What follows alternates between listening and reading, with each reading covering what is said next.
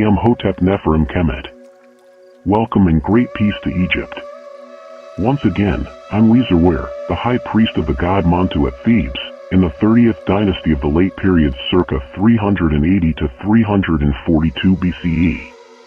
In the previous episode, we explored the concept of priesthood and covered the Egyptian temple as a bridge between worlds, heaven and earth.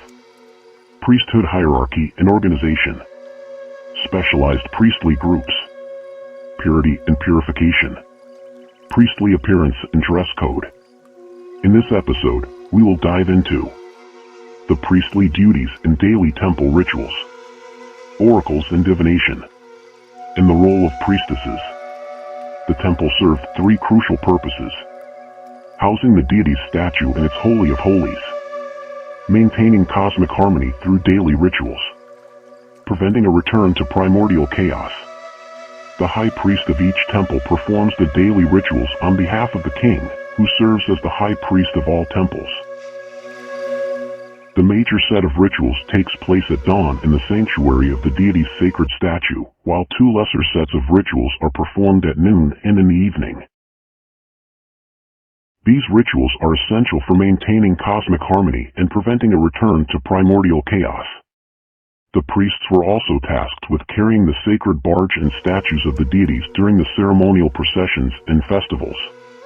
Additionally, in the temple town, the priests performed various services of secular and practical significance, including educational, economic, oracular, healing, and astrological functions.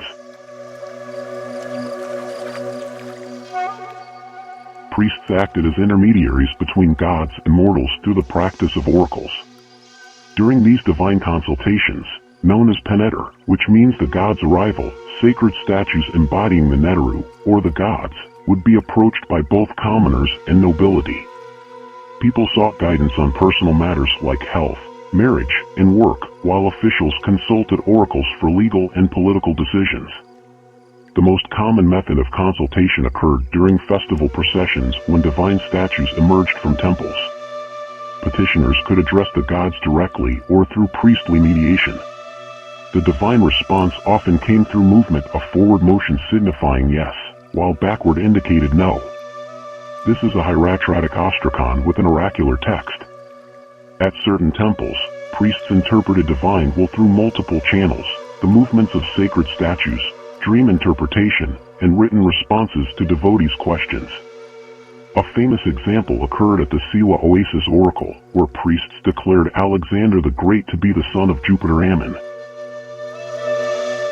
Thus, Alexander the Great was portrayed later in some Egyptian temples as Pharaoh.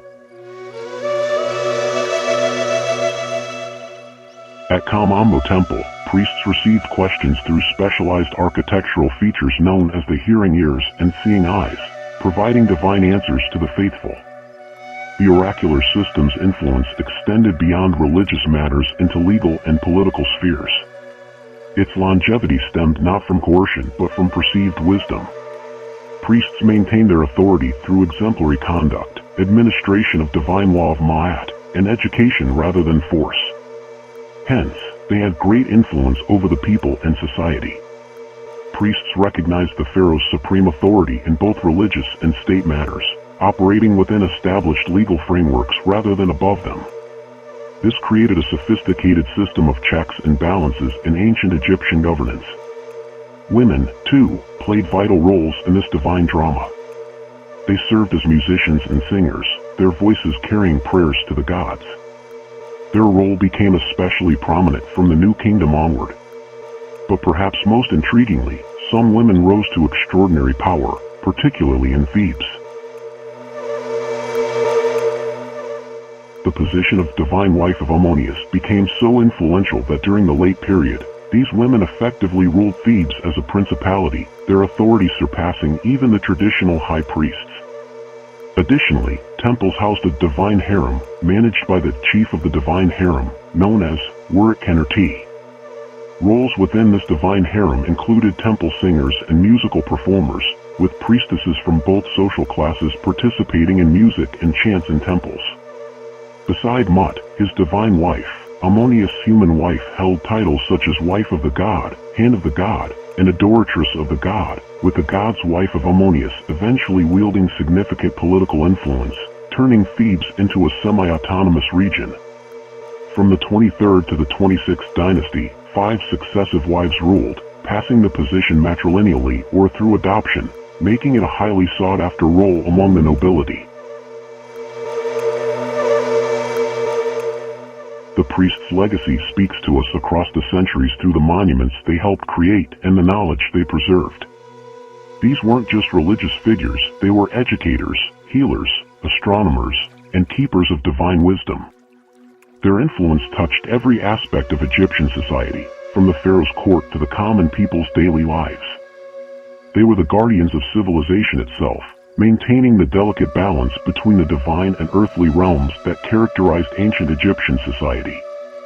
In their story, we see not just the history of a priesthood, but the story of how humanity has long sought to bridge the gap between heaven and earth. So long. Make sure to tune into my next videos. If you have any thoughts or questions, add them to your comments. Kindly press the like, share, and subscribe buttons. I'm Farag Sharabasi, and see you in the next episodes. Thank you.